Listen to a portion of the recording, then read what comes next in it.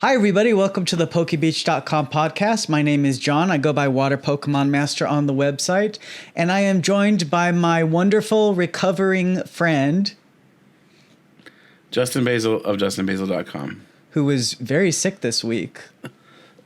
I was so sick, I didn't go to work for half the week. Yeah, it was pretty bad.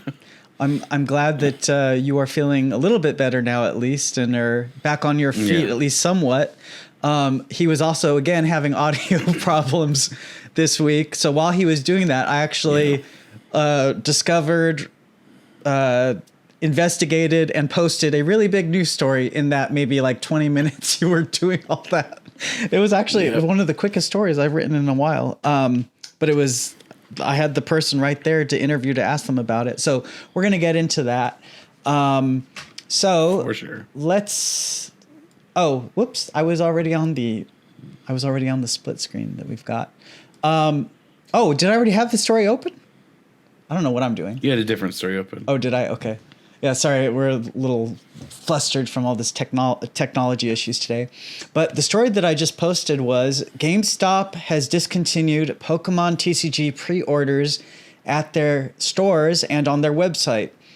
So, in an internal email sent to store employees today, GameStop has announced it will no longer allow customers to pre-order Pokemon TCG products from its website or from its stores. Their statement reads, in part, moving forward, all Pokemon TCG products will be shipped directly to stores to encourage more foot traffic. We encourage you to use this opportunity to engage your community through in-store events and introduce them to our services. So, and then as I was learning this news from a longtime store manager, I got several quotes out of him. I was asking him a bunch of questions. So one longtime store manager I spoke to said, no other trading card games at GameStop have these restrictions. I'm just speculating, but I believe GameStop can't get enough allocation of Pokemon TCG products right now. So their only solution is to limit products and capitalize on walk-ins. He also went on to state, after the holidays, GameStop limited all Pokemon TCG products to 2 per customer, except individual packs, which are now 5 per customer. They also charge above MSRP now because I believe they're buying stock from other sources beyond Pokemon itself. Presumably, these aren't his words, but presumably to keep up with, sales, to have something to sell. They're resulting to secondary sources, apparently. So he goes on to state, for example, Obsidian Flames ETBs are now $81.99, Crown Zenith ETBs are $104.99, and 151 bundles are $39.99. These are the official prices in store. So obviously all of those prices are far above MSRP, and that is something pretty shocking to see from a retailer to sell above MSRP. So, I previously reported that hobby stores were seeing very low allocations for Prismatic Evolutions. Since then, we've learned allocations for Journey Together are going to be just as limited. So we're going to be in for a good time these next few sets. I don't know how. Yeah, it doesn't feel good at all that this is happening again. Yeah. Like Pokemon learned that they needed to print all of their crap into the ground to prevent this from happening. And it seems like they've forgotten that already. I don't know if they're just getting timid after what happened originally with XY Evolutions and Roaring Skies and those sets that didn't sell super hot Roaring Skies after the reprint. It's just a Steam Siege, especially. They just were in everything for forever. I'm guessing that... So they're really hesitant. I'm guessing that... they just weren't expecting this kind of demand. Pokemon is a very conservative company, and I'm guessing that the numbers for the sets before Surging Sparks weren't that great. I can't imagine that they were bad or anything. But my guess is they looked at Shrouded Fable's poor numbers. Yeah, exactly. We both openly mocked Shrouded Fable. Yeah, we did. We did. They probably looked at Shrouded Fable's numbers and went, "Oh, I guess we're not having the sales we were going to have. Yeah. So let's go and base everything off of Shrouded Fable's numbers." They should have known that Shrouded Fable was a junk set in terms of an interest from collectors and pretty much anyone outside of like really interested players. Like there are a couple of cards in the set that are good for players. That's the problem is that's it. There's nothing very interesting at all to collect at all. Yeah. So unless you're getting a couple of cards from players, there's just nothing there. There's Kingdra and Greninja, and that's it. And those were promos. That's right? the thing. They're not in the it's one of set. those, yeah. So it doesn't even matter. Yeah. Yeah, true. So yeah, I'm guessing whoever predicts the numbers and how much to print, I don't know if they were just, we talked about this, a while ago, but I don't know if they were just off with their prediction, or my guess at the time when we talked about this last was that Pokemon is printing at their maximum capacity. Somebody I had interviewed who works directly with the distributors also had speculated that they are, and I guess maybe the demand is just too high. I don't know what's happening. All we can report on that we know for Pokemon will never tell us. So all we can report on are the effects. So what we are seeing. So we can't say for certain what the source of the issue is. So it's all speculation, and we just have to deal with the consequences as fans. I was actually going to save this for the pre-podcast discussion or whatever, a story that I had today. But so I had to go to Target and Walmart today or whatever, and I knew I wasn't going to get any prismatic evolutions, but I went to the back of Walmart to just see what stock they had, and of course they had nothing but a couple of V-Battle decks. So there was this mother there, and she's standing in the aisle, and she picks up the decks, and she's talking to her kid on the phone, and I can hear eavesdropping a bit. I can hear that it's a young kid. So I tell her, "Oh, those decks are perfect for a young kid. Is what kind of fantasy?" And she goes, "Oh, well, he doesn't really know that much about Pokemon or anything, and I just want to get him something." I said, "Oh, well, V-Battle decks are perfect. He can collect some of the cards and learn to play the game maybe." So then she goes, "Well, are these the ones that people can resell?" And I said, "No, they're." I was like, "No, they're just a product for like little kids, like your son, I'm assuming." Or she said it was her grandkid. Sorry. And then she goes, "Well, that's not what I'm looking for." And she puts it back down on the shelf. And I'm like, what the heck? I literally stood there. I didn't know what to say. I just stood there like an idiot. I'm like, what? So even the parents are like, I was flabbergasted. And, but on the other hand, I can't deny, and I have to be realistic here, that this has always been part of the appeal of the Pokemon trading card game. It's always been part of the appeal that, you get a Charizard card and, that's the chase card or what. We didn't even use the word chase back then. That wasn't even a word. And that's what kids were after when we were young, was Charizard, because it would, it went for a lot of money relative to, the prices back then. So for kids, it wasn't about the money. For kids, it was about the big, cool, dragon-looking Pokemon that they loved. I don't agree, because I specifically, there were so many times I remembered on the playground, kids talking about how much the cards were worth, even back then. Yeah, and that was not the case. That was not all the case when I was growing up. I guess different experiences. Not anywhere here. I mean, for me, it was like they would talk about that on the playground. Of course, that's not who I was. I have literally never sold a card. So that's not who I am. So for me, I was one of the kids you're describing. I just I liked it because it was like, oh, these are the cards of the characters that I'm watching in the TV show on the television. I'm seeing Ash's Squirtle and Bulbasaur, and I want to get card versions of those characters I'm seeing from the TV show or from the game I'm playing. I love the whole transmedia aspect of the franchise, that it's in all these different mediums. That's what I liked. But I definitely remember, at least in my experience, that kids back then, that was part of the appeal. So when you're talking about kids, what age are you talking about? Well, just my age. They were 10. Talking about kids like 10 year. Yeah, so like that wasn't a thing for the 10-year-olds. Like I could expect that out of like high schoolers maybe, but even now, like my students, they're more interested in how cool their cards are than the specific values of their cards. Okay, well, I'm glad to hear that. No, They're I mean, aware that's of what I them, would... or at least some of them are aware of them, but I mean, honestly, that's what I would... They want the cool card. That's honestly what I would hope. So I'm glad to hear that that's, at least where you live, that's the case.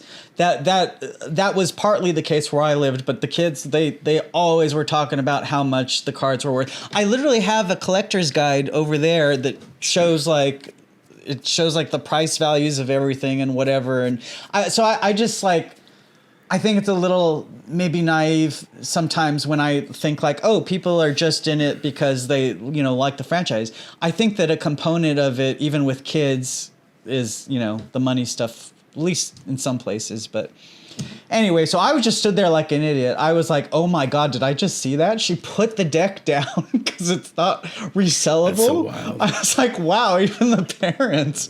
Gosh. And then I went to the GameStop, which was in the same parking lot. I knew I wasn't going to get anything. I don't even know why I walked in. I just kind of wanted to see. And of course, they didn't have anything. And he said that everybody lined up at 11 in the morning and got everything. And I was so dumb. I run a website for the card game, and I forgot that the Eevee thing was coming out today. And I literally posted a story about it yesterday. This is how my brain is just so all over the place all the time.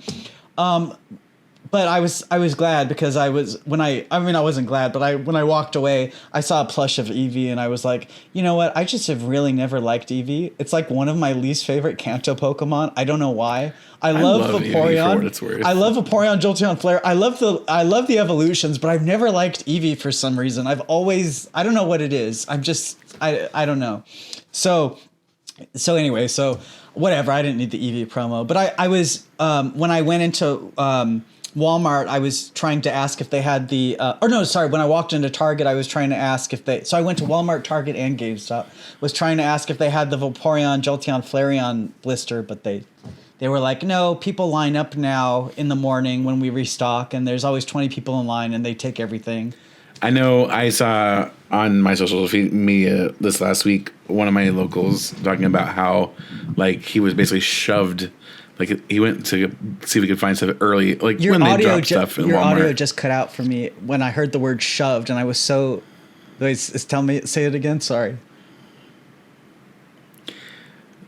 So one of my locals was talking about how he went to go try to get cards when the store opens for Walmart, right? Mm-hmm. And basically he was, like, shoved with a cart so that the guy could be like, no, me first, and swipe all his stuff. And it's like, dude, come on, like... No, that's this is getting absolutely absurd.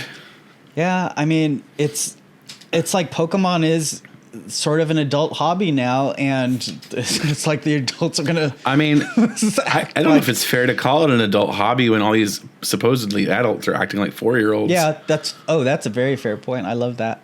But anyway, it's just chaos. Like, I would be so happy just to get the Cosmos holofoil versions of the Vaporeon, Jolteon, Flareon. If there was a whole thing of prismatic in front of me, I would maybe get the Leafeon and Glaceon thing too. I don't know, but like, I would just be happy with just literally one item. I would never like be interested in buying a bunch of stuff. That's not the kind of collector I am. Or fan. I'm a nostalgia. Anyway, so then I did get a pack from McDonald's today, and she charged me $2 something for it. So I wanted to open it real quick just to feel like I'm part of the prismatic, just part of the rush today at the stores, because I didn't get anything. The prismatic rush with nothing prismatic. Love it. And I already saw. Yeah, prismatics are crazy. It's so bad at these. I already saw the hollow on top. I don't do these things. So I got a Roaring Moon. I wanted. I got Umbreon, Dragapult, Quagsire. Okay, pretty good. I was hoping for Pikachu, but no, I like Roaring Moon. Yeah. Oh, and it's got the. Oh yeah, it's got the hollow that bleeds into the card template. So that's cool. Anyway, that's my fill. That's my fill for the day, since I wasn't able to get any prismatic. Something to open. Yeah. It's amazing how hard it is to get hold of a product. It very much does remind me of like the Battle Styles Chilling Reign, like the tail end of, what was it that year? Vivid Voltage through. Mm-hmm. It was basically Vivid Voltage through Chilling Reign, where it was really hard Yeah. to get a hold of product. And the product that was available was way overpriced. Yeah. Yeah.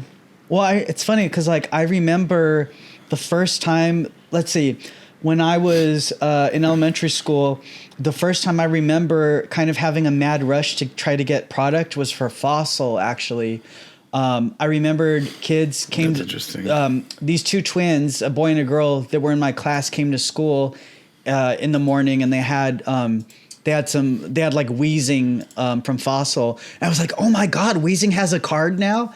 Because at that point we only had base and jungle. So I got so excited and I told my dad that afternoon. And then I guess the next day he went to the mall and was able to get like 5 first edition Fossil packs for like $20 each. And I remember he had been... $20 each? Yeah, well, that's how it was. So he had went around looking for them for us, and we were excited. This is... Yeah, back in that. Yeah. Am I wrong, or is this back when they were like usually like they were $3.50, $2 a piece? No, they weren't. No, they were the lowest they ever were was like $3.15 or $3.50 or something. No, they weren't never $1. But anyway, but yeah, I remember like $2 a piece. They were $3.50 a year in California. I remember them locally being like 2 and change. Well, at most places MSRP here. was 3 something, but no, I don't care about MSRP. I care what I actually have to pay. I don't know. Maybe that was after the hype died. I don't know. But yeah, I remember the excitement of the thrill of like having my parents like try to look around to get the cards or whatever, and trying to get it because the set had just released and all that. I didn't have to do anything because I was the kid, but my dad had to. Yeah. And the parent, like today I saw that mom. Anyway.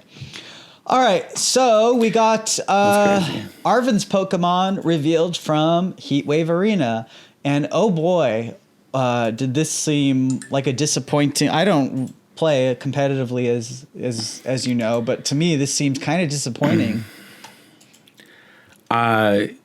It's great that you don't need to play competitively to see how disappointing it was. Yeah, it was not a good reveal. Yeah. It's sad. Like, so we had guys, you have this amazing mechanic. Yeah. And you're doing everything you possibly can to drop the ball.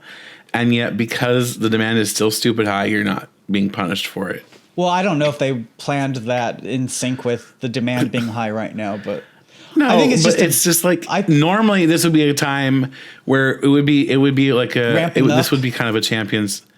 This would be like a time like when we have these kinds of situations where they're not doing a very good job with a set, or they're not doing a very good job with like a particular card pool or something, where the sales drop, right? Because hey, this is not interesting to players, this is not interesting to collectors, something needs to change, right? And that's kind of what's starting to happen is, Journey Together a promise was made with Journey Together, and it wasn't quite met, but the hope was, okay, the next set. But now we're starting to see the cards for the next set, where it's like, okay, yeah, this promise is still not being met. And is Misty going to get an EX? Like, that's what I want to know. Is she going to be the only one I so far? I genuinely don't think so. Is she the only trainer so far that isn't going to get one? Because, like, we'll find out. Literally the #1 trainer for my nostalgia, water type, Misty, traveled with Ash. Yeah. So I'll be shocked. It does feel like the owners, this whole owners thing is kind of disappointing. I mean, yeah, it just feels like it could have been better. Maybe disappointing isn't the right word, but it feels like it could have been better, maybe is what I'm trying to say. But anyway, so, and then also this ugly art, like this, it just feels like this art, like why couldn't they, at least for the standard EXs, like tie the trainer in more with it or something? Like this could be any regular old Mabastiff EX, like... Anyway, all right. So, you want to go over them, or? I mean, we might as well. They are cards. So, Arven's Mabastiff EX has Hustle Tackle for a single colorless. This is a 270 HP Darkness Pokemon, in case you weren't aware.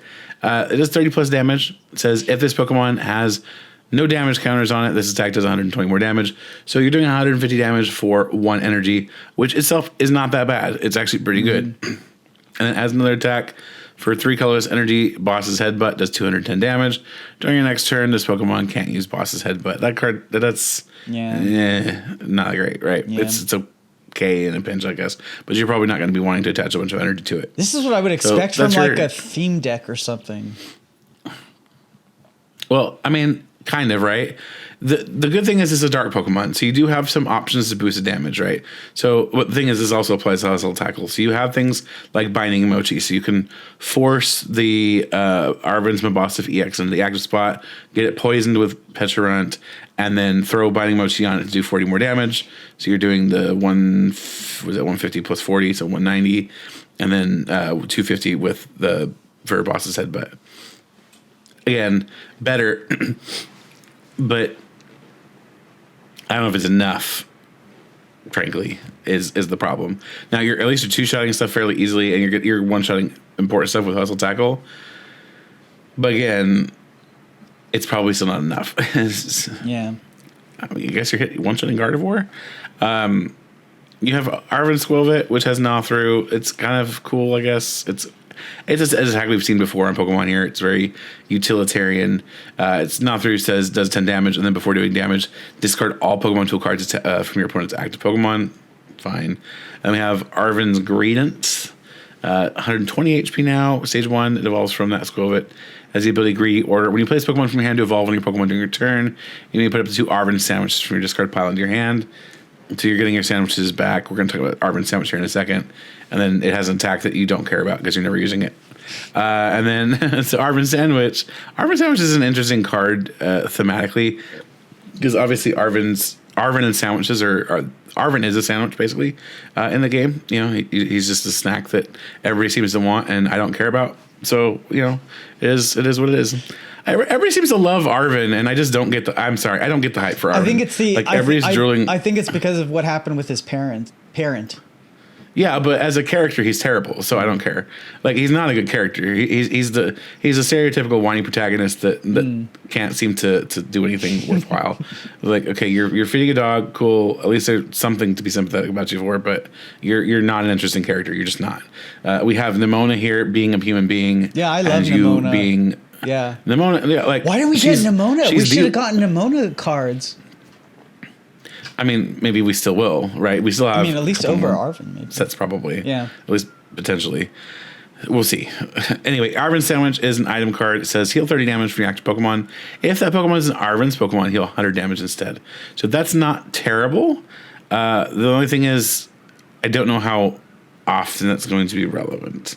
Like, if they're doing chip damage, okay, cool, but there's a good chance that if they're doing chip damage, they're doing it with something like Dusclops or Dust Noir, and then they're hitting you and knocking you out that same turn anyway. So that sandwich isn't going to be really playing a big role. Now, thematically, this is supposed to, or in terms of how the deck is supposed to work, clearly this is meant to make sure that your Mabosif EX has full health so that it can continually use that first attack and get that extra damage that it's supposed to be doing. But at the same time, like, it's just like Arven's Mabosif has 270 HP. That is not a very difficult number to hit. Something like Raging Bolt, even Dragapult hits that reasonably well with after it's done some damage spreading. Like, it's not really that difficult for these decks to pull off.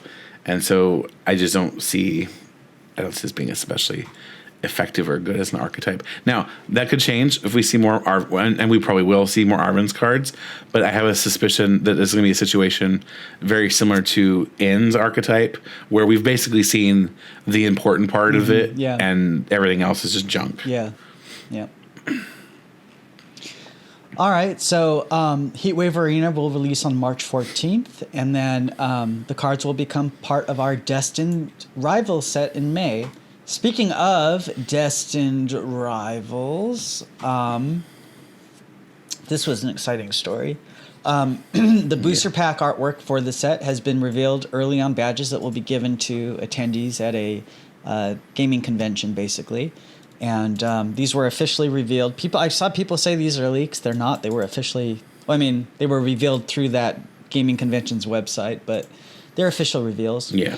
So it shows Giovanni and Mewtwo, and Team Rocket grunts, and executives with Arbok, Coughing, Murkrow, Rattata.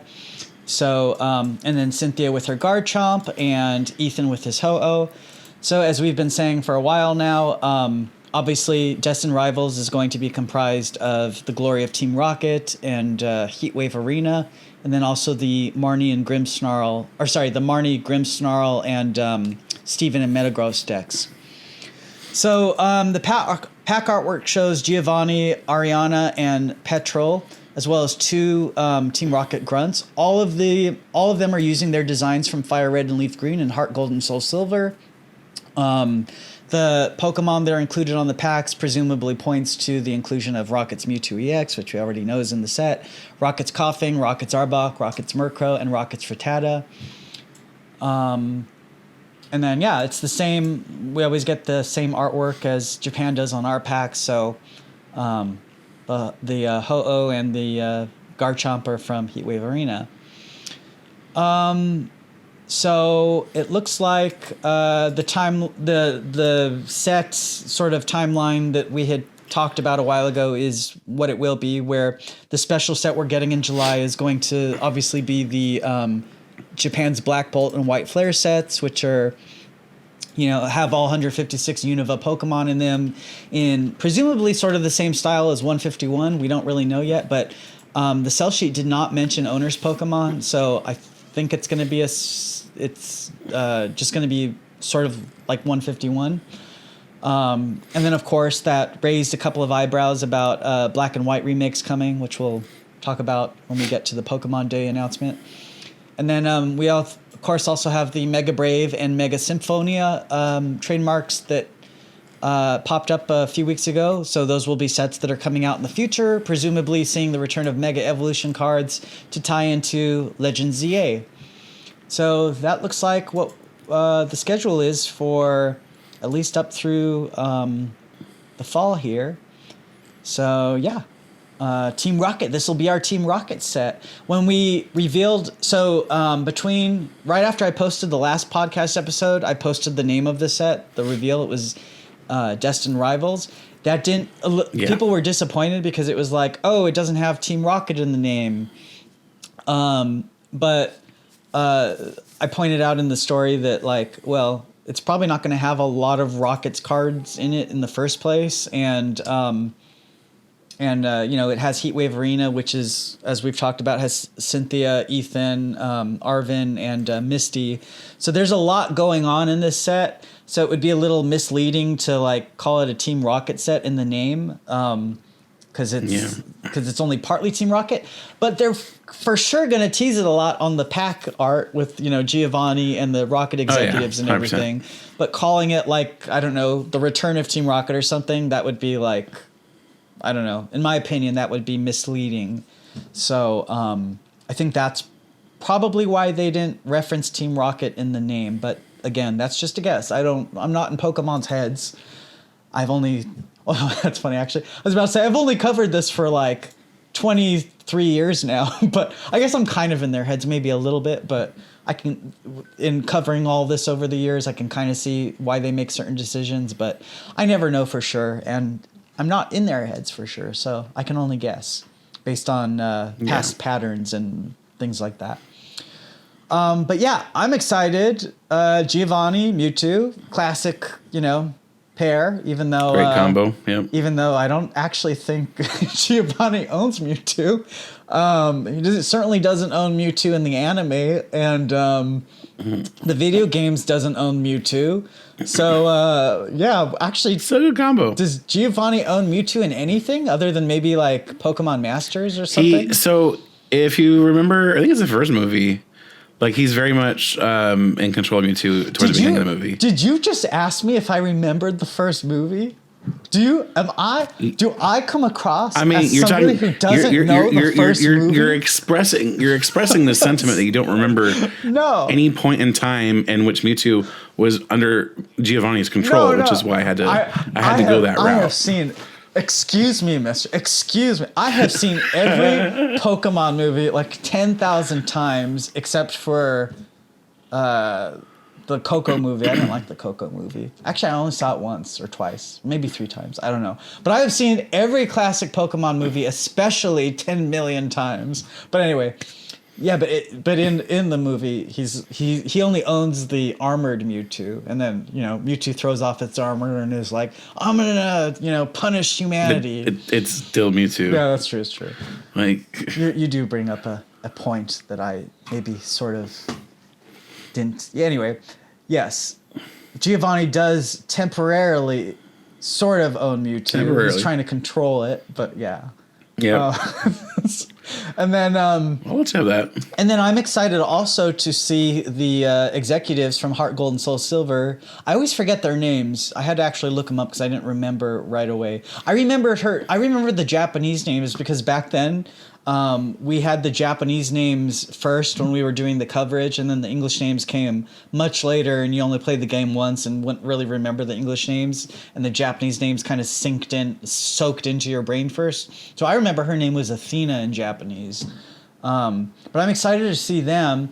And I also, like, when the set name was revealed, Destined Rivals, if we had done an episode right after that was revealed, I was going to speculate that we might see Silver, Giovanni's son, who is, your rival in Gold and Silver, as one of the, Rocket owners or something. Rocket card owner.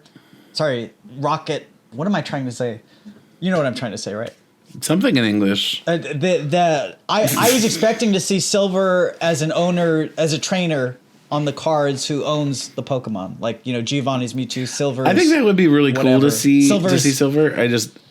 I don't know how likely we are to see it. Yeah, no. I mean, especially now that we've seen that he's not on the pack artwork, at least. I don't think we're gonna get him, but I was just guessing based if we had done the episode after the name Destined Rivals had been revealed, I would have said like, okay, well, Ethan and Ho-Oh, maybe in Ethan's Typhlosion, maybe we would get Silvers for Alligator or something, or Rockets for Alligator, something like that. Yeah. Because we did get a Dark for Alligator in, I think it was Neo Destiny. So maybe we would see. Maybe I would have speculated we would have seen a Rockets for Alligator with Silver on the card, but yeah, it doesn't look like that's going to happen. And I wonder how are they going to do if we're getting Rockets Mewtwo, and we're seeing these different trainers. Are they just all going to be Rockets Pokemon, but with the different icons of who owns them? That's a good question. But how are they going to do that? Because before Rocket's Pokemon didn't have that kind of owner's badge, right? EX Team Rocket Returns. No, they didn't. We had, I think it was just an R symbol. Just the R. Yeah, right? yeah. So maybe they'll do something different this time, and we'll see maybe for Rocket's coughing or whatever, it'll show Athena as the icon or something. I don't know. Or sorry, what's her face? Ariana? What did I say her name was? Yeah, Ariana. But yeah, we'll see. There's still some, huh? Sorry, you're like, what's your face? Like this dismissive attitude toward her English name is great. Oh well, I mean, Athena is such a cool much better name anyway. Yeah, it is, and I think they were named after. I remember when I did the coverage. It does amuse me though because it's also the name of my sister's cat. So there's that. I think when I did the coverage back then, it was either English or Japanese names. They were named after NASA rockets or something. I don't know if it was Athena or if that was the Japanese names or if it was the English names that were based off the NASA rockets. But yeah, so that was so long ago. So anyway, I'm excited for Rockets, the Glory of Team Rocket Japanese set, and there's still some questions that we have. So that's exciting that it's also, we don't know everything yet. And so there's still some mysteries to look forward to here.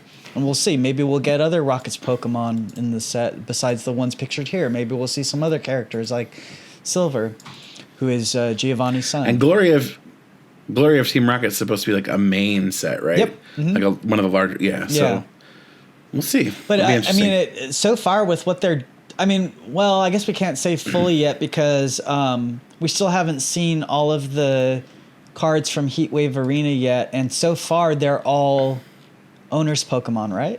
Am I misremembering? No, Rotom's not. Yeah. Okay, so I kind of had hoped that maybe Heatwave Arena would have more owner's Pokemon in it and that they were going to like ramp it up, but maybe they're not going to do that. Which if they aren't going to do that, then maybe the Rocket set is just going to have, I don't know, 15, 20 at the most, maybe. Rocket's Pokemon. I don't know. We'll see. Which would definitely be a justification for not calling the English set anything to do with Team Rocket. Yeah. It's like, this is a 180 card set, and we have 15 cards that have anything to do with Team Rocket. Well, but this artwork here, the Mewtwo and the Team Rocket stuff, obviously comes from the Japanese booster pack that will eventually be revealed for the glory of Team Rocket. So then it's like, well, actually, so if these are all going to be combined into their booster pack imagery, I don't know if there's room for other trainers there. Like, for there to be other random trainers in the set that aren't Rocket's trainers. I think they're just pushing Rocket really hard in marketing. Well, no, what I'm saying is that, so these, I mean, yes, they are, but these English artworks for Destined Rivals obviously is the artwork for the Japanese Glory of Team Rocket booster pack, because that's where our artwork always comes from. So what I'm saying is that the Glory of Team Rocket will have all of these characters and Pokemon on their booster pack image, which means there won't be room for anything else. So is it going to be all Rocket? I mean, that would be cool, but no. I don't, based on the last, Heatwave Arena and Journey Together, they throw in a lot of unrelated trainers. So I don't know. We'll see. There's still questions, at least for me. So it'll be fun to see what happens. I'm excited. I'm genuinely excited. So I'm hoping to see some really cool stuff. Like I just want to see cool stuff. Is that that's not too much to ask for, right? It's not. Like, show me some cool stuff. No, you're allowed. Please. You are allowed to expect cool stuff to be revealed when it comes to Team Rocket. Team effing Rocket.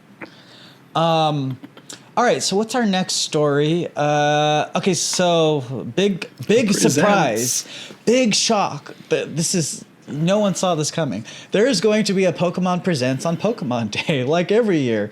And every year... No way! Every year, it's February 27th at 6 a.m. Pacific Standard Time. Every single year. Because I remember, because I have to get up every year at that time to cover it. So, obviously... they're going to reveal Legends ZA news. Maybe we'll see some new Mega Evolutions. For last year's Pokemon Presents, you may or may not remember, but it was sort of not that big. It was like all they revealed was Legends. Last year's was pretty tame. Yeah, they just revealed the teaser trailer for Legends ZA, which didn't reveal anything. And then they announced Pocket, which was sort of the big announcement. And that was it. Last year was very tame because I guess they're going to take more time with the games now, and they had to have like kind of a relaxed year, I guess. But I'm glad that they seem to be taking their time now, because clearly Pokemon is having the largest demand it's had in a long time, at least for the card game right now, and they didn't have to release any new game to get that demand. So I guess what I'm saying is, Game Freak, please take your time. We can wait. I remember the Diamond and Pearl days where it seemed like it was like 4 or 5 years waiting for Diamond and Pearl to come out. So, take your time, Game Freak. You just watch the Blissey health bar deplete. It'll be fine. Yeah, I remember We'll get there eventually. Yep. So then in terms of current fan speculation, which is, never fully correct ever, even when I guess things, it's never correct because Pokemon loves There's always something. They always throw in a curveball. It's like their philosophy, I'm going to say at this point. You can never fully predict what they're going to do. So right now, the current fan speculation, which is just like a sort of, what's the word? It's just the trajectory of what they're allowing us to know right now, which, again, they throw in curveballs.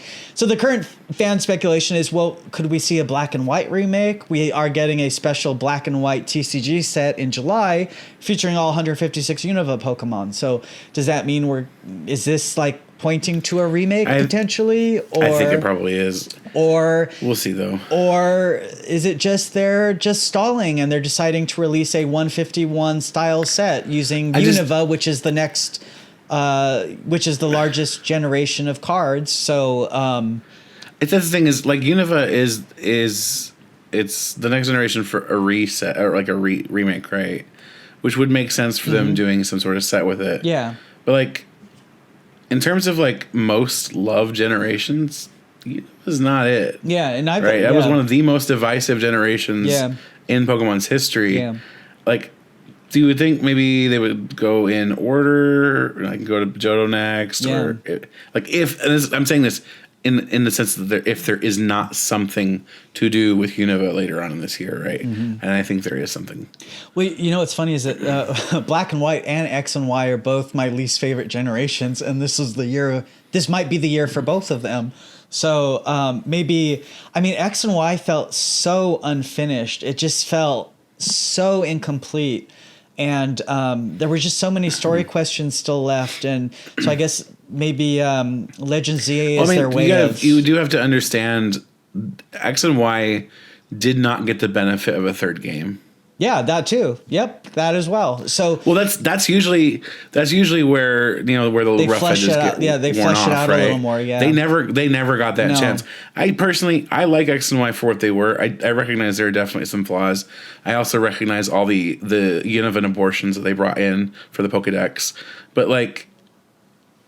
I still think they were fun in their own right. I think probably I also didn't like X and Y just because when I was doing the coverage for it, back when I would cover I guess I still do cover the video games when they release, but back when I did the coverage for it, I was deep into film school and I was like, oh, this is such a distraction. I have so much work to do right now at USC and I have to deal with this game reveal. And I remember I got it early from a shop and I shipped it to one of our other staff members at the time who was going to help me cover it.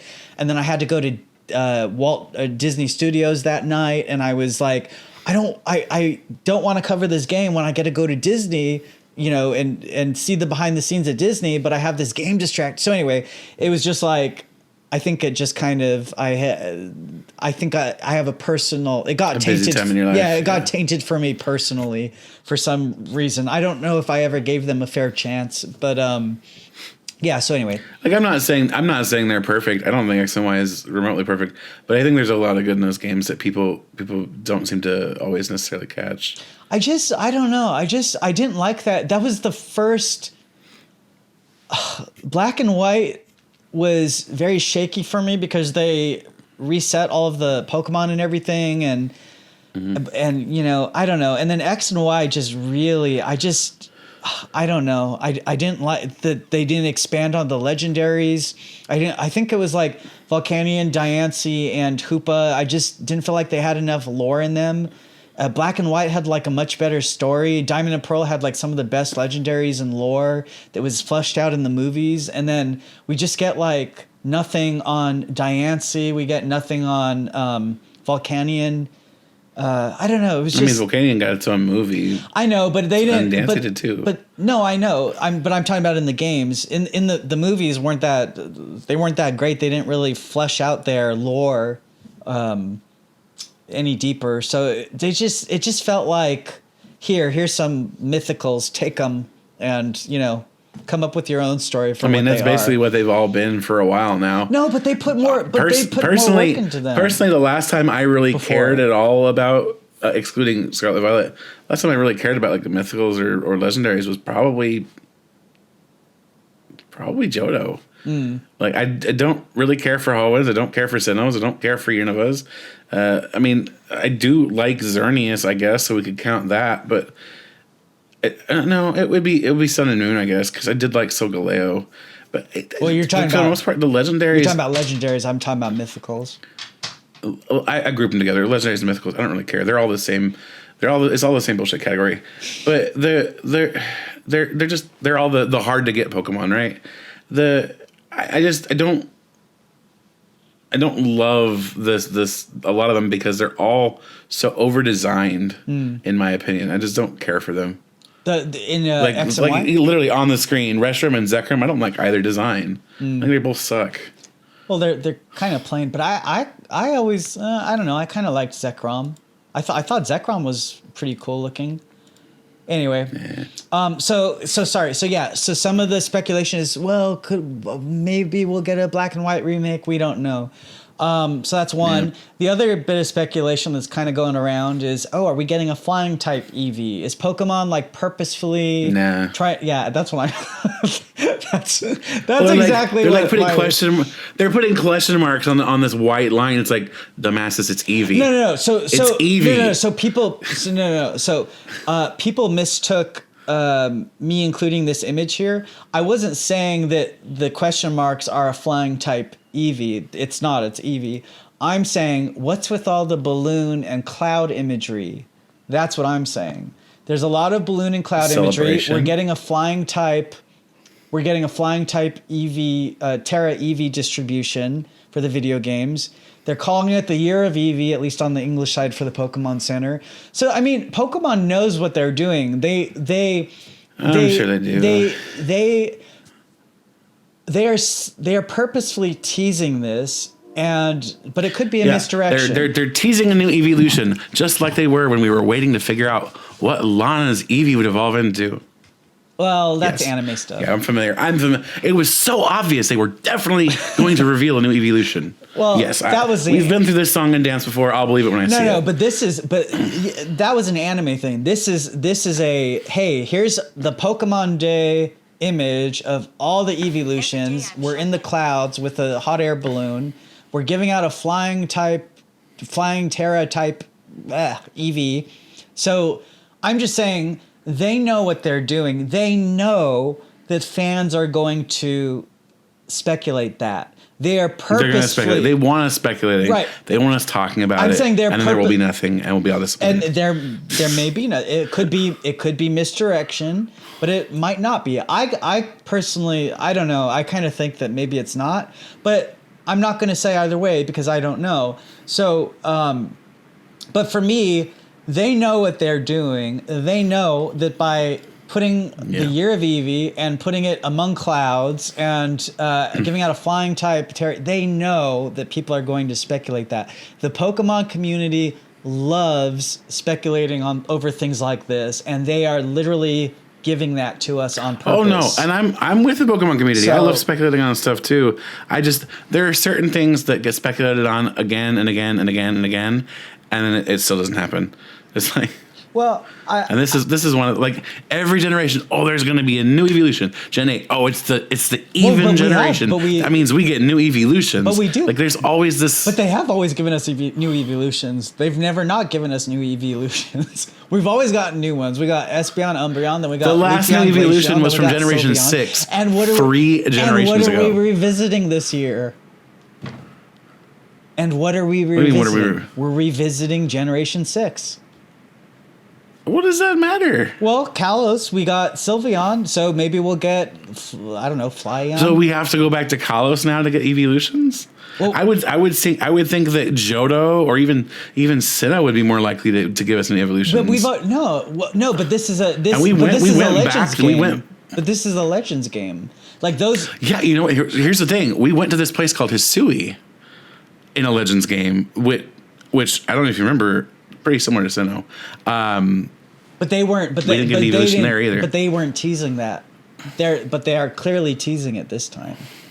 But again, maybe I'm just jaded. No, you're not jaded. No, it's fine. It's two different perspectives. You're allowed to think that. That's what they love doing. Pokemon knows that this is going to get people talk. We're talking about it right now. We are making. I don't think of myself as a YouTuber or whatever, but it's like we are discussing this in a video right now.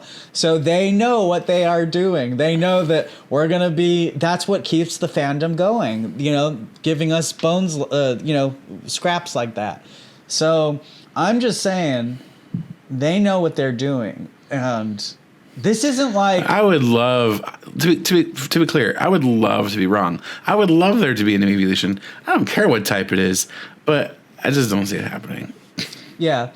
Well, also, so now we're getting into back to more Eevee. Yeah, more Eevee. I was like, what's the next story? Oh, here's the real reason for the Year of Eevee. Prismatic. It's the Year of Eevee because of Prismatic Evolutions. Yeah. We're gonna milk that set dry. They don't need to milk and it, your though. wallets.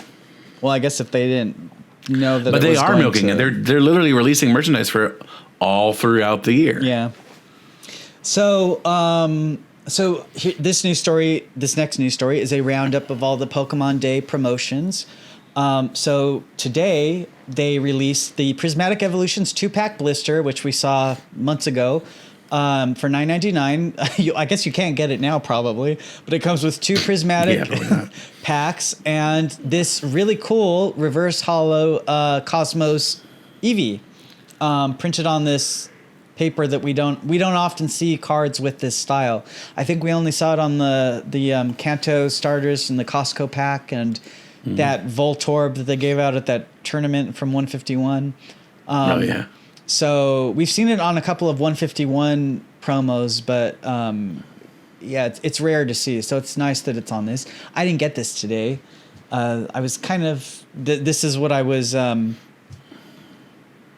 forgot what I'm saying. I'm gonna cut that out. And then in the UK, you will get the Eevee by itself because they're not releasing that 2-pack blister, but they're releasing the same Eevee card if you shop at the stores listed here, including the Pokemon Center. You have to spend €29.99 on Pokemon TCG products to get the Eevee promo. It'll run from February 17th to March 27th. And also at Pokemon Leagues, as we talked about before, they'll be holding Pokemon Day celebrations on February 27th. I think some leagues will also do it on maybe different days in the same week. I think it varies, but yeah, my store's gonna be doing it the Saturday right after Pokemon Day. Yeah, it varies, but this week they'll be doing it, and they're going to be giving away this exclusive Sylveon promo, which we saw previously, but we had speculated maybe they're going to give out the Sylveon promo at other stores. Well, they're not. They're only giving it out at Pokemon Leagues. Comes with the Pokemon Day 2025 stamp. The Sylveon has the typical Scarlet and Violet holofoil paper, not Cosmos like the Ceruledge last year. So I'm glad that I don't need to go out and look for it because I only like Cosmos. I love Cosmos, but I also collect Sylveon. So. Oh yeah, well, yeah. So I guess you have to go get it. And then leagues are also giving out the 3 Illustrator contest promos, which we've seen before. They'll also be giving out some demo decks of Pikachu EX and Charizard EX, so people can learn how to play. And then those 3 illustration rare promos are also going to be available starting February 21st, which was today, at the Pokemon Center, GameStop, and Best Buy. Oh, actually, did I get this wrong? I think it's starting at GameStop on the 27th, actually. Well, I think I got this wrong here. But yeah, these promos were available on the Pokemon Center website this morning. They are already gone. The code doesn't work to get them anymore. Wow. So you're out of luck for that. Let me double check because I think I got that wrong by accident. Hold on. Yeah, sorry. Okay, so I am wrong in this story, but not in the original. So the promos will be available at GameStop and Best Buy starting February 27th. Some Best Buys were already giving them out today, but I think it's also February 27th for Best Buy. So if you are still trying to get these promos, head to GameStop or pay attention. Call your GameStop and Best Buy and see when they're going to give them out. But GameStop is for sure February 27th. Best Buy, I think, is also going to be February 27th. And you have to spend $15 on Pokemon products to get those. And in Europe, certain retailers will give them out, but TPCI didn't provide a list of who those retailers would be. So if you're in Europe, we'll find out in the future. Good luck, I guess. Yeah, no kidding. All right, maybe they just didn't want a repeat of the whole stupid Pikachu thing. Yeah, maybe. The Mango Pikachu. Maybe. So I'm just going to open these Heatwave Arena stories real quick. Okay, so we had a new Rotom from Heatwave Arena, including its a new illustration rare of it. It's got... I'll just say it. It's got Astonish for 1 lightning energy, and it's a 60 HP Pokemon. Astonish, choose a random card from your opponent's hand. Your opponent reveals that card and shuffles it into their deck. We've seen Astonish before. Then it's got Gadget Show for double colorless, 30 times damage. This attack does 30 damage for each Pokemon tool attached to all of your Pokemon. Yeah. Help me. So as a Now what's as a your non-player, analysis? how do you feel? Oh, I was whispering, help me. I don't know what to say. As a non-player, how do you feel about Well, I the feel like strength of this card? we've gotten. I feel like we've had decks before that work like this. Am I wrong? That we've had. So you're not entirely wrong. You're very slightly off, but you're on the right track. So Gadget Show is very similar to something like Tool Drop. Yeah, tool decks. However, Yeah. typically Tool Drop is both sides, so it counts your opponent's tools too. Oh. Which makes me think that this is going to be a lot weaker. Yeah.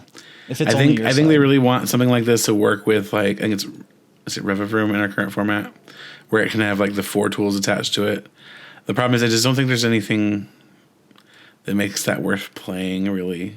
This Rotom is clearly trying to push us in that direction, but I don't know. It just doesn't feel good enough, I like the artwork. and especially without some sort of double energy in format. Like, maybe we'll get one with this set. I don't know, but what I want is a reprint of Twin Energy updated to rulebox text. If you're not familiar with Twin Energy was a similar to Double Colorless Energy, except its restriction was that it could only be attached to Pokemon that were not Pokemon GX or Pokemon V. So you couldn't use it on your V Max or V Stars or whatever, right? Or rather, it wouldn't count as a double energy when attached to them. Yeah. Which is the point, right? If it's fine, it's an energy, but no, it's not a double energy for them. And I would love for that same kind of wording just to be updated to say Rulebox. Yeah. And that, I think that would be really, really good for the format right now. I think it would be perfect, in fact, to have Twin Energy come back in that respect, but we'll see. I love Rotom and I like this artwork. Although this one kind of looks familiar. They've done something like that very recently, I think, with Rotom V. Rotom Alt art? Rotom V? V, yeah. Yeah, I think it was Rotom I V like- had art very similar to that, was it not? But I like Rotom. He's cool. See, I might have liked Rotom, except Rotom has been ruined for me by the games. Why? I can't stand Rotom. What? Why? Because okay, actually, he's been ruined for me in 2 different reasons. One was the games, Sun and Moon especially, but also Sword and Shield, where it's constantly pestering you. Rotom. It's like, shut. Oh, you mean the up, the Rotom please. phone? Oh yeah, okay. Yes. I don't think of that as Rotom. And then I don't. it's Rotom. I know. I don't. Think And then this might even be the more egregious sin that Rotom has committed. Or the I was trying for a while, for the longest time, to try to get a Ultra Prism Full Art Lily. Mm-hmm. And so I was buying and you kept whatever I pulling could them? get of Ultra Prism. So like the 3-pack blisters, if I could find one for Ultra Prism, I'd grab it, right? And I was trying to see if I could pull the Full Art Lily from Ultra Prism. And if you're not familiar with Ultra Prism, that set, basically, it's got like a trillion different hollows of Rotom. Yeah, in it. so you kept pulling the Rotoms. Yeah. Yeah. Yeah. So Rotom is it's So like you Rotom was my ashes. I never did get my Lily. Rotom. It's like me with having the bad experience with the X and Y coverage, and then personally hating XY. That's why you hate Rotom, because you kept pulling them and you kept spamming your packs. Well, Rotom is kind of like mischievous, so that kind of makes sense. I love he likes to get into electronics and cause mischief. That's why I like him. In this case, he's just infecting booster packs. Yeah, that's right. So yeah, I kind of forgot. We also got Cynthia's Pokemon revealed, including Yes. her Garchomp EX and this. Now, for what it's illustration worth, art. I know earlier, even you were digging in a little bit. Both of us were kind of dogging on Arven's archetype.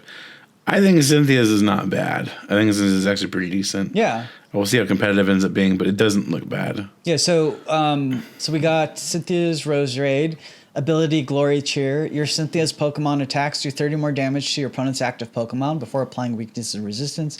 Then for Grass, double colorless, Leaf Steps, 80 damage. And So she's got something to HP. point out. Sorry, something to point out about Cynthia's Roserade, that especially about that Glory Cheer ability, is that it does stack. Yep. So that plus 30, it could be a plus 30, plus 30, plus 30. You can get 4 amount, obviously, because 4 name rule, but That's plus 120 damage for just having a Pokemon out. Now, are you likely to get all 4 of them out? Probably not, but that's still a lot of damage to add to whatever it is you're attacking with for Cynthia. And that's probably going to be Cynthia's Garchomp EX. Because it seems like a decent attacker. This artwork kind of reminded me of like manga or like Rosa Versailles, which I've never seen before, but like kind of that manga-y style or something. I don't know what it is. I like it. It's a good art. Yeah, I think she's too... It's beautiful art. It's beautiful, but I think she's too dramatic in it. Like Roserade's like giving the side eye like, oh God, here you go again. You have to get your dramatic shot in, Cynthia. Like, no, that's Roserade. That's Roserade sharing that face. Roserade's sharing that sassy face. Roserade's judging her. She's like, why did I get stuck with this trainer? Anyway. And then we got Cynthia's Gibble, Cynthia's Gabite. Yeah. It's got... Gabite is interesting. Do you want me to read it or are you going to read it? I'm kind of having fun reading it for once, actually. Cynthia's Gabite. How about it? Fighting 100 HP. Champion's Call is its ability. Once during your turn, you may search your deck for a Cynthia's Pokemon, reveal it, and put it into your hand, then shuffle your deck. Yeah. I mean, it's extra consistency. Yeah. And then it gives you a reason to keep it out. It's not bad. Yeah. I love it when the middle stage has an ability that helps the evolution line. I feel like that's something that's kind of been lacking in recent years. Well, actually, I mean, they're bringing it back a little bit, but I like... We've had it they're bringing it back sort of, but like, I like when they give the middle stage something supportive to do. To like reward doing the full... going through the full evolution instead of rare candy or whatever. Then we got Cynthia's Garchomp EX, 330 HP, fighting type. For 1 fighting energy, Corkscrew Dive, 100 damage. You may draw cards until you have 6 cards in your hand. Then for double fighting, Dragon Blaster, 260 damage. Discard all energy from this Pokemon. Yeah, it seems good to me. You drop a couple of Roserades, you're getting a plus 60. Mm-hmm. Now you're doing 320 damage. It's not that hard to do double fighting, especially on a stage 2. Yeah. You can get there. You may have to use some energy switch shenanigans, but you can get there. I don't know. I think it's fine. Yeah. I think it's good. Yeah. Why not? It does a lot of damage because she's the champion. A lot of output. Yep. Then we have Cynthia's Spiritomb, Darkness, 70 HP. For 1 colorless, Raging Curse, 10 times damage. This attack does 10 damage for each damage counter on your benched Cynthia's Pokemon. This attack's damage isn't affected by weakness. So the idea, we'll look at the tool here in a second, but the idea is they don't think your Cynthia's Pokemon should be getting knocked out. You just retreat them because they're free retreaters, obviously. Throw a Spiritomb in the active, attach a fighting energy to it because that's what you're going to be running in your deck, and then just beat the crap out of them with a single prizer and make them dust around it. Then we have a new tool, Cynthia's Power Weight, which says the Cynthia's Pokemon that this card is attached to gets plus 70 HP. So that's a way to... So if we go back to look at Cynthia's Garchomp, we can do a little bit of math and figure out that this means that Cynthia's Garchomp effectively will have 400 HP. Yep. And if you get it up to 390 or something, then Raging Curse can do 390 damage for a benched, very damaged Garchomp. Oh, I mean, it's for all your bench damage counters, basically. Right. What am I saying? It gets a lot nastier than that, a lot faster. Yeah. What am I saying? Yeah. I read the card and I didn't even remember that. Now, of course, that could just they can't Radiant Greninja you in Standard anymore after this, but they could still Greninja EX you. Do a double KO if you're really weak, but... And then we got Ethan's Ho-Oh EX. Was this the one I stayed up late for? Oh yeah, You're talking about for... We stayed up late. Yeah, Champions League. For 2 nights, and the first night was just the Ethan's Ho-Oh special illustration rare, and then the second night was... I was grateful for it though. Yeah, you could get rest. The second night was all the Cynthia's Pokemon we just went over. The first night was just the special illustration rare of Ho-Oh. I forget every year. They always do usually the first night when they do this is just the booster pack artwork or something. but we had already seen it at this point, so I should have expected it would just be like one special illustration rare. I thought it was going to be Garchomp, but they still haven't shown us that yet. So I should have expected it would be Ho-Oh since we already saw it, and then Cynthia's Pokemon would be the next night. But anyway, so we've seen Ethan's Ho-Oh EX before, and here's its artwork, which is... It's a nice looking card. It's cool. It's neat. I would not complain if I pulled it. How's that? Yeah. I kind of wish it had a... I don't know. I was kind of... maybe it's too cliche at this point, but I was expecting like maybe rainbow colors in the background or something. But, I mean, it is the rainbow Pokemon. It is. All right, so next news story. Oh, I guess... do we need to talk about this one? So Journey, we got some Journey Together reveals for our English set. They're going to cut out the Koraidon EX and Zacian EX from EX Starter Deck Generations. They're probably going to be our next set of tins. And then Journey Together will release March 28th, if you can get it. If you can get it. All right, and then now the next news story is that Korea is releasing 2 Terastal Festival EX playmat set boxes, which will feature brand new full art versions of Espeon EX and Umbreon EX. And this artwork has not been seen anywhere else in the world yet, including in Japan. So these are new full art versions of Espeon EX and Umbreon EX, which we know we're getting Espeon EX and Umbreon EX promos in our Prismatic Evolutions Premium Figure Collection on September 26th. So, presumably, it will be these same Korean Espeon and Umbreon full art cards that we'll get. So, yeah. Not a fan of the hats, as I always say. But yeah, unfortunately, that's been the biggest letdown in Paldea for me was the hats. But I mean, the Umbreon kind of looks cool, I guess. Mechanically, in the video games, it's interesting. Yeah. It sucks for the TCG. It really, I've talked about this before, it just really dates it. Like, I mean, lots of date the cards. I know, well, what they do every generation now is they have like they've been doing this recent generations where they just have the gimmick and then the card game adopts that and then it makes the card game really of that generation, which I guess is good in that it makes it like a memorable experience of that time when you're opening the cards and stuff. And if you're a little kid, I don't know. But for me as a long time fan, it just kind of, the gimmicks just date it for me, and I don't like that. I want things to be more timeless, so I just want to see like an Espeon and Umbreon as themselves. I don't want to see them with wearing hats or blown up to giant sizes or whatever. I just want to see just them.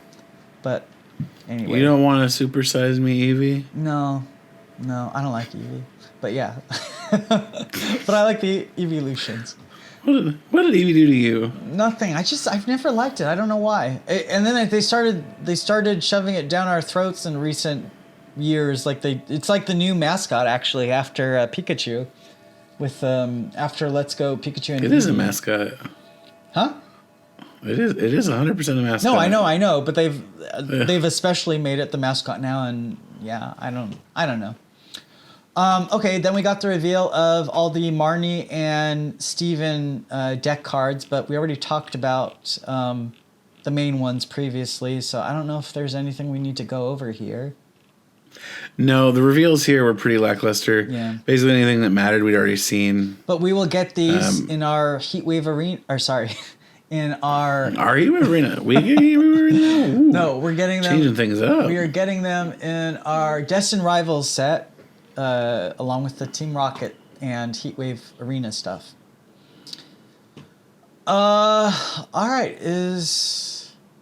Oh yeah, okay, so that's... so the last news story is that Prize Pack Series 6 was revealed. Pokemon Leagues have already started getting the booster packs as of February 14th. It covers Temporal Forces 2 Stellar Crown, including Pheasantipity EX, Unfair Stamp, Tropicos EX, etc. Yeah, it's a good set of cards in this pool here. There is an error in this set list though. Really? And I don't know if anybody's caught it or if anybody else has caught it. I didn't look that close. Okay, go to Petulant for me. No. Oh, I was gonna ask. Give me a hint and see if I could find it. Just okay. Petulant. Let me see. It's not. LMNOP. Whoops. Yeah. I lost it. LMNOP. Petulant. Okay. Yes. So it's identified as which card? SFA, Shrouded Fable. Yeah. 40. Correct. It's from Shrouded Fable. 40. Now look up the card. And just tell me. Is it not? It's not SFA 40. Nope. What is it? SFA 39. Oh, really? Oh, I wonder how they did that. How did they mess that up? I don't know.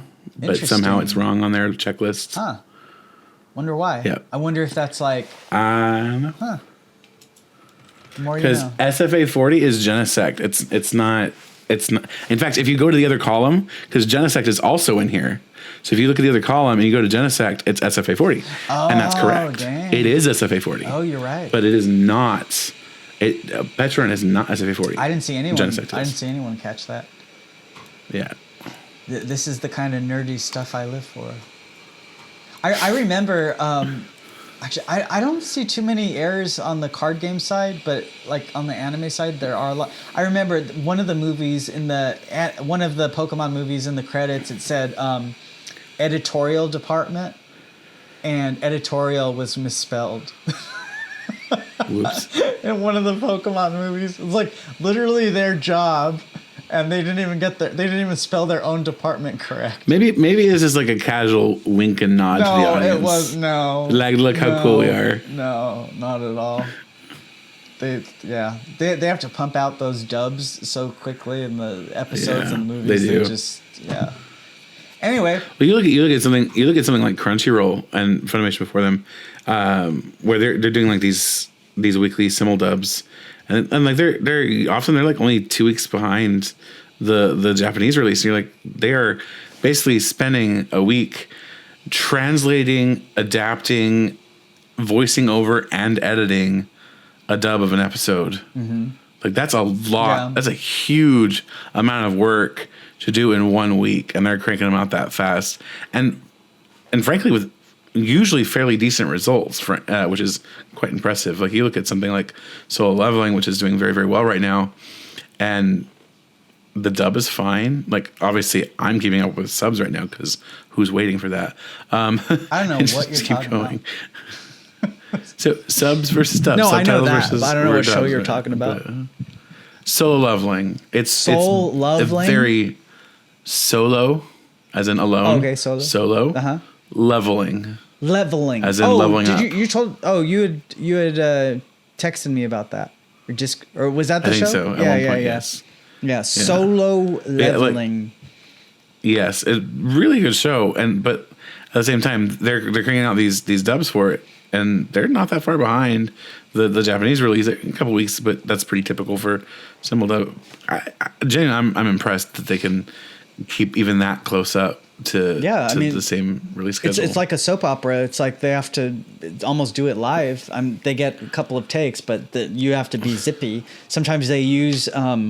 Sometimes they'll just go with one take and then they'll stretch the audio to fit the lip flaps or condense it or whatever. No, the dubs they're better quality than that, thankfully. No. Every dub does that. No, every single dub does that because the actors have to. It's a. I have a film background. The actors, they bring them on for certain hours, so they have to get it all in that time. So they don't do like 50 takes. They'll if they have a take that's usable. Well, they don't need to do 50 takes. They do actually have the skill to do their job. Yeah, well, but I mean, you can't always keep up with the lip flaps. Anyway. Anime dubbing. It's fun it's always fun to watch behind the scenes videos for how they do that, because like some casts record together, but most casts do not. They're every actor is by themselves in a booth, and then they combine it later. It feels like so much work for a director to have to sit down with all these different actors for every episode, and sometimes they're recording for multiple episodes, and they have to know what the scene is and what the character's motivation or background is in that scene. It's a lot to keep track of. So a lot of respect. I mean, it's part of your job. You just do it. Right. But a lot of respect because it's a lot of work. It is. All right, so I think that's it for the week. We've got. Oh God, we're still so far from Heatwave Arena. We're still one. Two, I think we're gonna get a bit of a trickling out now. We've gotten that first morning reveal with Rotom, so I think they're gonna start trickling out a little bit. They might be a little slow for this next week, like maybe only a few, but I think we're still gonna get some. Yeah, but there's just it's such a small set, and they revealed it earlier than usual because I guess there wasn't really much else to. Well, no, that was because it was linked to the illustration promos. I think that's why. I still think because we didn't see very much from Arven. Arven didn't have very many. They could literally reveal look at this Spewpa. It's so beautiful. Okay, or, they can reveal a card and be fine. Or they could show us a Misty EX card, or they could show us more random trainers that were not on the booster pack and surprise us, and we're like, oh my gosh, it features more trainers that we didn't know about. We can hope. We can hope, but I mean, Marnie's not on the booster pack art. Neither is Steven, right? So, right. Well, we're talking about that's the English set, but the Japanese set, maybe they'll. I don't know. I'm still hoping that they're going to ramp up and have more owners Pokemon, but I don't know. And then my jaded self is just not expecting much more. And then it's like, is Glory of Team Rocket going to be the last owners set? It's like. There's that possibility, but I don't think so, or I want to hope not. Like you were saying earlier about the black and white pair sets, that they might pause that kind of thing for those sets. Right. But I want to hope that they keep going anyway. Because this was the big gimmick that they teased for this year, right? They didn't just yeah, we're gonna do this, and then they just stopped doing it. That seems kind of weird. Well, but the black and white set gets us through July. No, it's June in Japan, and then which would be kind of early for us. I do think they're going to continue doing them even if they pause it for a set. But it's like, what if ZA is coming out in the summer like we had originally speculated, then Mega Symphonia and Mega whatever the other one is would be probably an August set in Japan, which they have not. But it's a Legend set, so they can break not doing it as the first set of the year. So I don't know. We haven't seen any trademarks yet. I've talked about before how trademarks are revealed out of order sometimes. I have a suspicion we'll know more next week. Why? Oh, because of Pokemon Day, right? But what I'm saying is that I'm kind of getting the feeling that Rocket is the last owner set, and that Mega Symphonia. But that's the thing, though, is this is the gimmick they announced for the year. I don't they think didn't. They would well, do that. There's an implication in your statement that for the year. They didn't say it's for the year. The gimmicks are literally always for a year. Right. That's precedent. That is precedent. But if ZA is coming out in the summer, then the card game has no reason to continue the owner's stuff. Or, I mean, I guess. Why would they not? I guess they'll release owner because stuff. they want to focus on. Are there not any Pokemon trainers in the new in ZA anymore? Or well, we but don't have AZ's Floette EX to have. Oh, maybe they could do that. I guess they could. Could they not? They could. I don't see how that's not a thing they could do. They could, and then. I mean, they should. But then Mega Brave and Mega Symphonia would obviously introduce Mega Evolutions back, which would be the world's announcement. Just like they introduced Radiant Pokemon in the middle of the generation for or the middle of the year for Astral Radiance. I don't see how that's crazy. I can't think right now, but what I think I'm saying is that if the games come out in the summer, they could easily drop the owner stuff and go into Megas and ZA and ditch the owner stuff. I guess my point is I don't think they have to drop it. Because we're also not seeing trademarks that reference We're not seeing any more trademarks that reference owner stuff. We're just seeing we've only seen the mega stuff, and usually the mega stuff would be the next sets. But again, like I've said before, sometimes they're revealed out of order. But Heatwave Arena, like how does that reference owner stuff? It's not that it's more that the next trademarks are obviously referencing ZA with the mega thing. But I don't know, maybe they could do both and do a AZ's Floette, but or mega, I don't know, AZ's mega, I don't know. Who's got a mega in those games? Help me. I don't know. Name a big trainer that's got name a big trainer that's got a mega. Karina. So Karina's Mega Lucario EX. That's a lot to fit in the. As somebody who creates title proxy images for players to test with some of these cards, like squished. Let me tell you that Marnie's Grimmsnarl is already. Oh, I know, yeah. Marnie's Grimmsnarl EX, Karina's M Lucario EX. I guess that could fit. Well, we'll see. That's the fun. Like you said, we will know more next week for Pokemon Day, next Thursday. Where there is a bill, there is a way. And then I guess we'll record next Friday after the Pokemon Day. Anyway. Assuming I don't drop dead. Assuming you don't drop dead. Assuming both of us don't drop dead. Yeah. Assuming the world doesn't blow up. Okay, cool. Well, thank you all for joining. Be sure to like, comment, and subscribe. We love reading your comments. Let us know what you think. What are your opinions? What will we see on Pokemon Day? What do you think we'll see? Yes. Do you think we're going to get a black and white remake? Do you think there's going to be a new flying type evolution? Let us know what you think. So here's what I want. Instead of actually putting a Pokemon's name down in, like a real Pokemon's name down in the comments, I want you to come up with your best name for a flying type evolution. Ooh. Yeah. Let's see if we can get something more than Windion or Zephyrion, please. We've heard those a million times already. I thought I came up with a good idea for a flying type evolution design that I haven't seen anybody ever make fan art of. I wanted it to be kind of like a sunsetty cloud Eevee, like orange and purple and blue or something, like as part of its cloud or something. I don't know. It's hard to imagine it's like, what do you do with a flying type Eevee? It's either clouds or it's got wings or it's fluffy. Sylveon, they did you would never have been able to come up with that Sylveon design. That was so. I mean, imagine making flesh ribbons part of your design. It's yeah. crazy, right? Yeah. So a flying type Eevee, I don't know. There's clouds. I don't know. They could do a lot of things. Maybe they could be maybe it could be really maybe it could be like the height of a mountain. Does it have to